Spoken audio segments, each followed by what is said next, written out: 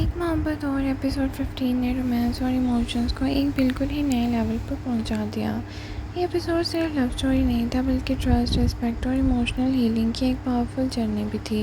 एक तरफ खुशबख्त अपने माजी के ज़ख्मों के साथ जी रही है और दूसरी तरफ हारून अपनी सिंसेरिटी और पेशेंस से उसका दिल तक पहुँचने का रास्ता ढूंढ रहा है।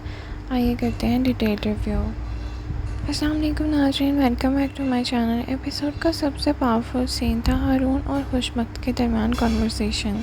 ये कोई नॉर्मल रोमांटिक सीन नहीं था। वो दोनों कैरेक्टर्स ने अपनी इमोशंस और सोच को बहुत ही ऑनेस्टली एक्सप्रेस किया। हारून ने मोहब्बत की बात की लेकिन खुशबख्त ने उसे एक बहुत ही गहरी बात समझाई।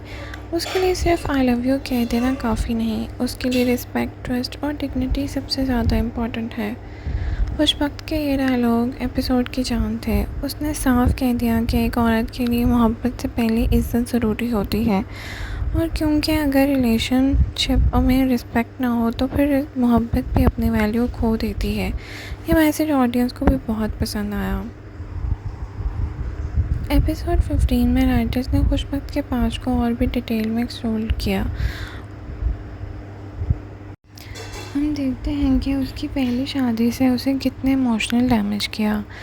उसने सिर्फ हार्ट ब्रेक नहीं दिया बल्कि इमोशनल और मेंटल अब्यूज़ भी फेस किया। इसी वजह से वो हर नए रिश्ते से डरती है।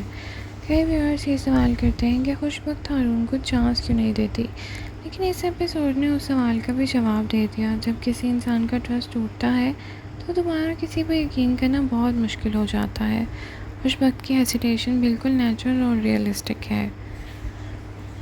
मुझे सबसे ज़्यादा हारून का एटीट्यूड पसंद आया कि उसने खुशबख्त पर प्रेशर डालने के बजाय उसकी फ़ीलिंग को समझने की कोशिश की है। उसका पेशेंस और मैच्योरिटी उसे टिपिकल ड्रामा हीरो से अलग बनाती है, और हारून जानता है कि असली मोहब्बत ज़बरदस्ती हासिल नहीं की जाती। एपिसोड के दौरान ये भी महसूस हुआ कि खुशबख्त के दिल की दीवार धीरे धीरे कमज़ोर हो रही है, और वो अब हारून को पहले की तरह कम्प्लीटली रिजेक्ट नहीं करती बल्कि उसकी बातों को सुनने और समझने लगी है। ये डेवलपमेंट स्लो है लेकिन बहुत ही नेचुरल है। रोमांस के साथ साथ एपिसोड में हसीब के कैरेक्टर को भी इंटरेस्टिंग बनाया रखा। उसकी स्कीम और मैनिपुलेशन अब ज़्यादा क्लियर होती नज़र आ रही है, लेकिन एक बात अब समझ लें कि असिस्टेंट कमिश्नर खुशबख्त नज़र से टकराना इतना आसान नहीं। खुशबख्त की कैरेक्टर इस ड्रामे की सबसे बड़ी स्ट्रेंथ है, और वो इमोशनल ज़रूर है लेकिन वीक नहीं। हारून के रोल में आहल तमीद ने बहुत ही बैलेंस्ड परफॉर्मेंस दी है, और उनके एक्सप्रेशन और डायलॉग डिलीवरी बहुत मैच्योर लग रहे हैं। माया अली ने भी खुशबख्त के रोल को बहुत कमाल कर दिया है। उन्होंने इमोशनल ट्रॉमा, फियर और वल्नरेबिलिटी को बहुत ही रियलिस्टिकली पोर्ट्रे किया है। एपिसोड की राइटिंग बहुत मैच्योर लिखी गई है, लेकिन राइटर्स ने अननेसेसरी मेलोड्रामा क्रिएट करने के बजाय कैरेक्टर्स के इमोशंस को फोकस किया है। सोशल मीडिया पर फैंस का हारून और खुशबख्त की केमिस्ट्री बहुत पसंद आ रही है, और कई व्यूअर्स का कहना है कि ये रीसेंट ड्रामास की सबसे मैच्योर लव स्टोरी है। पर्टिकुलरली हारून के रिस्पेक्टफुल बिहेवियर का ऑडियंस बहुत अप्रिशिएट कर रही है। हमारे ख्याल से एपिसोड 15 रोमांस से ज़्यादा इमोशनल हीलिंग की कहानी थी, और ये एपिसोड हमें समझाता है कि मोहब्बत सिर्फ फीलिंग का नाम नहीं बल्कि ट्रस्ट और रिस्पेक्ट का नाम है।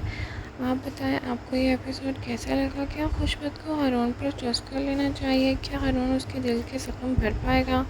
कमेंट सेक्शन में अपनी राय का साथ ज़रूर करें। लाइक, शेयर, सब्सक्राइब करना ना भूलें। Thank you so much for watching. अल्लाह हाफ़िज़।